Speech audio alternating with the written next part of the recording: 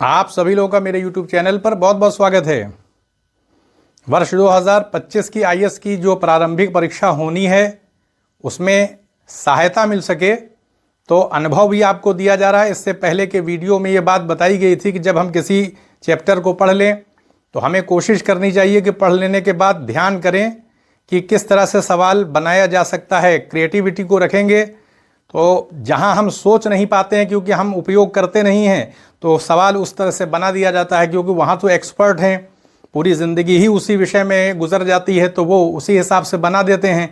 तो अगर हम अपनी रचनात्मकता का उपयोग करेंगे, ध्यान में रखेंगे कि इस चैप्टर में ये चीज़ें बहुत महत्वपूर्ण हैं और इसमें इस तरह से सवाल पूछे जा सकते हैं, तो हम जब अपनी कल्पना का उपयोग करेंगे तो हमारे लिए आसानी होगी, सवाल हमको मिलेंगे। जैसे ऋग्वेद है तो ऋग्वेद 10 मंडल में है। अब प्राचीनतम ग्रंथ हम अगर ऋग्वेद को लें तो 10 मंडल है, तो अब यहाँ से प्रश्न पूछा जा सकता है। उसकी संभावना है कि किस मंडल की रचना किस ऋषि ने की है। कम से कम जो प्रमुख ऋषि हैं, जो प्रमुख मंडल हैं, उसकी जानकारी हमारे पास होनी चाहिए। प्री में पूछा जा सकता है। इसी तरीके से जो उपनिषद हैं वो किन किन वेदों से संबंधित हैं, कौन कौन से प्रमुख उपनिषद जो हैं, क्योंकि 13 उपनिषद जो हैं वो मुख्य माने गए हैं, तो ऐसे में किन वेदों से संबंधित है ये एक सेक्शन से सवाल बन सकता है। जो प्रमुख ब्राह्मण ग्रंथ हैं वो किन वेदों से संबंधित हैं, इसके बारे में सवाल पूछा जा सकता है। 3 सेक्शन तो यही हो गया। वेदों की सामान्य जानकारी है, वहाँ से सवाल पूछा जा सकता है, कथन में पूछा जा सकता है, सुमेलित करने में चीज़ें पूछी जा सकती हैं। तो जो लोग पहली बार परीक्षा देने जा रहे हैं उनको सहायता मिल सके, ये भी एक प्रयास है। और 1-2 बार अगर प्रारंभिक परीक्षा जिन लोगों ने उत्तीर्ण नहीं की है उनको भी कहीं ना कहीं एक अनुभव मिल सके, ये प्रयास किया जा रहा है। मात्र यहाँ पर आपके सामने तथ्य ही नहीं रखे जाएंगे बल्कि कोशिश ये है कि उसका खुलासा भी किया जाए। तो देखिए, सबसे पहले हम ये देखते हैं, चलते हैं यहाँ पर प्राचीन भारतीय जो ऐतिहासिक साहित्य है उसके बारे में ये वीडियो है। तो हम पहले वेद को देख लेते हैं। वेद 4 प्रकार के हैं। वेद का शाब्दिक अर्थ हम कह सकते हैं कि वेद का मतलब ये कि श्रुति कहा जाता है वेद को, क्योंकि ये सुने गए हैं। ये अब मानी सी बात है कि सुने गए हैं, तो इसका सीधा सा मतलब है कि वेदों की रचना किसी मनुष्य ने ही की, इसीलिए अपौरुषेय कहा जाता है। किसी इंसान ने नहीं इसको लिखा है। तो फिर सवाल ये पैदा होगा कि फिर ऋषियों को कैसे उपलब्ध हुए ये इनके मंत्र? तो देवताओं ने उपलब्ध कराए। कैसे उपलब्ध कराए? तो श्रवण करा करके, यानी कान के जरिए सुना है ऋषियों ने देवताओं से, इसके ज़रिए उन्होंने स्मरण कर लिया। हम कह सकते हैं कि तपस्या करते थे ऋषि, आंख बंद करते थे, उनके सामने वो मंत्र आ जाता था, उसको याद कर लेते थे। तो इस तरह से कह सकते हैं कि वेद के जो मंत्र हैं देवताओं के ज़रिए ऋषियों को प्राप्त हुए, ये माना जाता है। इसीलिए अपौरुषेय कहा जाता है, निरुक्त भी कहा जाता है। यानी निरुक्त का मतलब है किसी इंसान ने उनको उक्त नहीं किया है, यानी कहा नहीं है, इसलिए निरुक्त भी कहा जाता है। तो अब सवाल ये कि देवताओं को कैसे प्राप्त हुए, तो वो हम कह सकते हैं ब्रह्मा ने देवताओं को उपलब्ध कराया, वो मंत्र, सारे मंत्र उपलब्ध कराए। तो ये हमने देख लिया कि वेद को अपौरुषेय कहा जाता है। अब वेद में देखिए, एक तो श्रुति है, दूसरा स्मृति साहित्य भी आता है। एक तो संहिता हम कह सकते हैं कि वेद हैं 4, और स्मृति साहित्य में वेदांग हैं, पुराण हैं, महाकाव्य हैं, धर्मशास्त्र हैं, नीति शास्त्र हैं। इनकी गणना स्मृति साहित्य में होती है। अब जो वेद हैं तो वेद के 4 अंग हैं। एक संहिता है, ब्राह्मण ग्रंथ है, आरण्यक है और उपनिषद हैं। जो वेद हैं 4, तो चारों वेद जो हैं वो मंत्रों में लिखे गए हैं। तो कठिनाई है क्योंकि वेद में जो मंत्र हैं वहाँ पर जो शाब्दिक अर्थ किया जाता है तो दूसरा अर्थ आता है, व्यंग्यात्मक अर्थ आता है।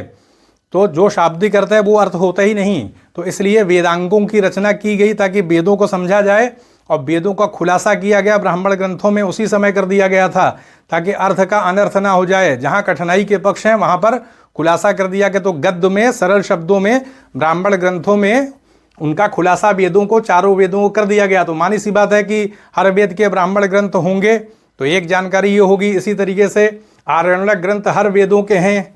आरण्यक ग्रंथ में अगर हम अथर्ववेद का देखें तो कोई आरण्यक ग्रंथ उपलब्ध नहीं होता है, बाकी के हैं। उपनिषद हैं, तो जो प्रमुख उपनिषद हैं किस किस वेद से अटैच हैं, जुड़े हुए हैं, इसकी जानकारी होनी चाहिए। तो यहाँ पर चीज़ें रखी गई हैं क्योंकि बहुत ही इंपॉर्टेंट सेक्शन है। यहाँ से सवाल पूछा जाएगा और आपके सामने वही वीडियो रखा जाएगा जो कि आईएएस में वहाँ से पूछा जाएगा। ये जानकारी रहनी चाहिए कहाँ से पूछते हैं। तो अगर हमको ये पता रहे कि हाँ यहाँ से पूछा जाता है, पूछा जा सकता है, और वही हम तैयार कर लें तो हमारे लिए बहुत आसान हो जाता है। तो ये अनुभव से चीज़ें आती हैं। तो ये हमने देख लिया है। अब हम चलते हैं आगे। यहाँ देखें ऋग्वेद है, ऋग्वेद में 10 मंडल हैं। 10 मंडल हैं और एक 1028 सूक्त हैं इसकी शाखाएं भी हैं, ब्रांचेस हो जाती हैं। तो उसमें शाकल शाखा है, बालखिल्य शाखा है और वाष्कल शाखा है। शाकल शाखा जो है वो काफ़ी प्रसिद्ध है, प्राचीन मानी जाती है। तो ये देखा कि 3 शाखाएं हैं ऋग्वेद की, शाकल, बालखिल्य और वाष्कल। शाखाओं के बारे में भी सवाल पूछ लिया जाता है। इसी तरीके से क्योंकि शाखाओं का वह है ना कि अब यजुर्वेद की कौन सी शाखा है, तो शाखा से भी एक सेक्शन देखिए बन गया, वहाँ से भी पूछा जा सकता है। इसी तरह से देखें कि इसके जो मंत्र हैं वो जो होत्र हैं ये इसके मंत्रों का यज्ञ में उच्चारण करते थे, क्योंकि अगर गलत उच्चारण कर दिया जाता है तो माना जाता है कि अर्थ का अनर्थ हो जाएगा, अनिष्ट हो जाएगा। तो इसलिए उच्चारण करने के लिए होत्र नामक पुरोहित होते थे, यज्ञ में उच्चारण करते थे ऋग्वेद के मंत्रों का, ताकि सही उच्चारण हो और जिस उद्देश्य के लिए किया जा रहा है यज्ञ वो पूरा हो जाए। तो ये हमने देख लिया। इसी तरीके से ऋग्वेद में 2 से लेकर के 7 मंडल प्राचीन माने जाते हैं। बाकी मंडल यानी हम 8, 9, 10 और पहला बाद में प्रशिक्षित है, बाद में जोड़े गए हैं वो। तो 2 से लेकर के 7 मंडल तक ही प्राचीन माने गए हैं। गायत्री मंत्र जो है तीसरे मंडल में है, कुल 10 मंडल हैं तो तीसरे मंडल में है ये, और विश्वामित्र ने गायत्री मंत्र की रचना की थी। तो ये हमने देखा। अब हम ऋग्वेद के बारे में देखते हैं। जो प्रमुख मंडल है यहाँ पर कुछ मंडल रखे गए हैं। जैसे चौथा मंडल है तो वामदेव ऋषि के द्वारा इसको लिखा गया, निबद्ध किया गया। कृषि की प्रक्रिया का उल्लेख है इस चौथे मंडल में, सवाल पूछा जाता है। छठा मंडल जो है भारद्वाज ऋषि से संबंधित है। 7वां मंडल है वशिष्ठ ऋषि से है। 9वां मंडल पवमान अंगिरा ऋषि हैं। सोम पौधे का वर्णन यहाँ पर इसमें मिलता है।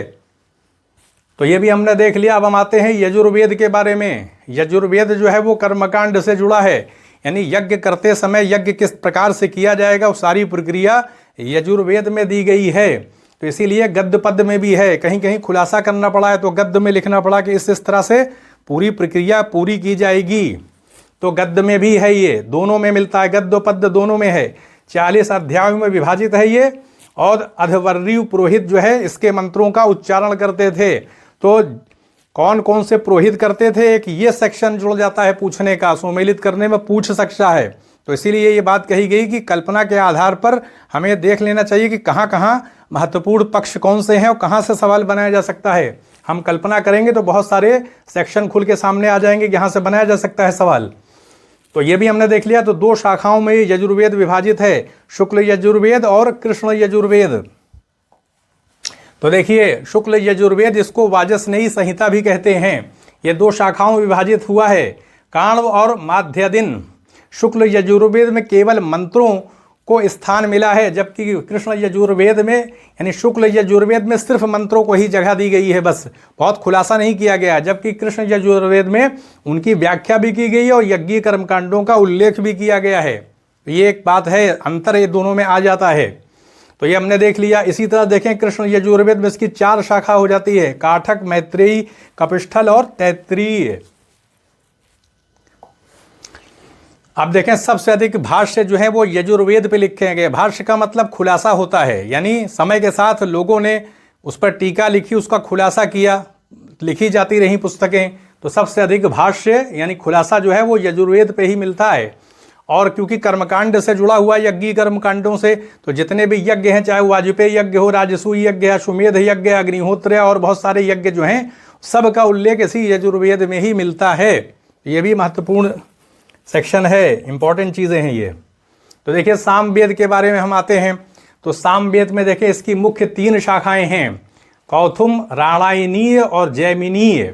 इसके अधिकतर मंत्र जो हैं वो ऋग्वेद से ही लिए गए हैं, क्योंकि इसके मंत्रों को जब निबद्ध किया जा रहा था तो इस तरह से इसको लिखा गया है कि ये गान पद्धति पर आधारित हो गया, गेय बना दिया गया है, यानी गायन के आधार पर प्रस्तुत किया जाता है। इसीलिए कह सकते हैं कि संगीत का प्राचीनतम ग्रंथ माना जाता है सामवेद को, और गान विद्या से संबंधित भी है ये, क्योंकि इसके मंत्र जब गेय इसको बनाया गया है। एक प्रकार से भारतीय संगीत का प्राचीनतम ग्रंथ है ये। इसके मंत्रों का पाठ उद्गाता पुरोहित करते थे। तो बहुत सारे सेक्शन तो इसी छोटे से वैदिक साहित्य में ही खुल जाएंगे, कहाँ कहाँ से सवाल प्रीलिम्स में पूछा जा सकता है। अब देखिए अथर्ववेद, इसमें 20 अध्याय या कांड हैं, 731 सूक्त हैं और 6000 के लगभग मंत्र हैं। इसमें जादू टोना, भूत प्रेत, वशीकरण आदि की जानकारी प्राप्त होती है। यानी लोक संस्कृति का इसमें उल्लेख दिखाई पड़ता है, दर्शन होता है। आम लोगों की जिंदगी के बारे में इसमें कहीं ना कहीं चीज़ें लिखी गई हैं। ये सब जादू टोना, भूत प्रेत, वशीकरण सब आम लोगों की जिंदगी से जुड़ी हुई बातें हैं। औषधियों की जानकारी भी अथर्ववेद में ही मिलती है। तो औषधि शास्त्र का प्राचीनतम ग्रंथ भी यही हो जाता है। इसी तरह से देखें, अंधविश्वासों का भी उल्लेख हुआ है। मगध और अंग जो महाजनपद बाद में थे, तो मगध और अंग का सुदूरवर्ती प्रदेशों के तौर पर उल्लेख हुआ है अथर्ववेद में। सभा और समिति को प्रजापति की 2 पुत्रियां इसी अथर्ववेद में कहा गया। ये सवाल पूछा जाता है। शौनक और पिपलाद इसकी शाखाएं हैं। ब्रह्मा पुरोहित जो है इसके मंत्रों का उच्चारण करते थे। ये हमने देख लिया। अब हम आते हैं ऋग्वेद में, यानी अब वेदों के बारे में तो जानकारी हो गई 4 वेदों के बारे में। अब हम आते हैं ब्राह्मण ग्रंथ, आरण्यक ग्रंथ और उपनिषदों के बारे में। तब ये पूरा एक कवर हो जाएगा। तो देखें हम, ऋग्वेद जो है इसमें ऐतरेय ब्राह्मण, यानी ऋग्वेद के मंत्रों का खुलासा किया गया यहाँ पर ऐतरेय ब्राह्मण में, सरल शब्दों में, गद्य रूप में। कौशितकी ब्राह्मण, इसमें भी खुलासा हुआ है। अब ऐतरेय आरण्यक और कौशितकी आरण्यक भी ऋग्वेद से ही जुड़ा हुआ है। ऐतरेयोपनिषद ऋग्वेद से ही संबंधित है। तो ये हमने देख लिया। अब आते हैं हम यजुर्वेद के बारे में। तैत्तिरीय ब्राह्मण और शतपथ ब्राह्मण यजुर्वेद से है। बृहदारण्यक, आरण्यक, मैत्रायणी आरण्यक, तैत्तिरीय आरण्यक और यानी 3 आरण्यक यजुर्वेद से जुड़े हुए हैं। शुक्ल यजुर्वेद में अगर हम देखें तो ईशोपनिषद, बृहदारण्यक उपनिषद, इसी तरह कृष्ण यजुर्वेद में कठोपनिषद और श्वेताश्वतर उपनिषद हैं। तो ये हमने उपनिषदों के बारे में भी देख लिया, यजुर्वेद के बारे में। तो ये जानकारी रखनी चाहिए। अब आते हैं सामवेद के बारे में। तो पंचविश ब्राह्मण, तांड्य ब्राह्मण, षड्विंश ब्राह्मण, अद्भुत ब्राह्मण, इसके बारे में जानकारी रखनी चाहिए कि पूछा जा सकता है कि अद्भुत ब्राह्मण किससे संबंधित है। जैमिनीय ब्राह्मण, इसके ब्राह्मण ग्रंथ हैं। जैमिनी और छांदोग्य आरण्यक ग्रंथ हैं। यानी जैमिनी और छांदोग्य इसके आरण्यक ग्रंथ हैं। अब हम उपनिषद की बात करें तो छांदोग्य उपनिषद और केनोपनिषद ये सामवेद से जुड़े हुए हैं। तो देखिए, अब आते हैं हम अथर्ववेद के बारे में। अथर्ववेद के बारे में अगर देखा जाए तो इसका एक ब्राह्मण ग्रंथ है जिसको गोपथ ब्राह्मण कहा जाता है। इसका कोई आरण्यक ग्रंथ जो है वो उपलब्ध नहीं हुआ है।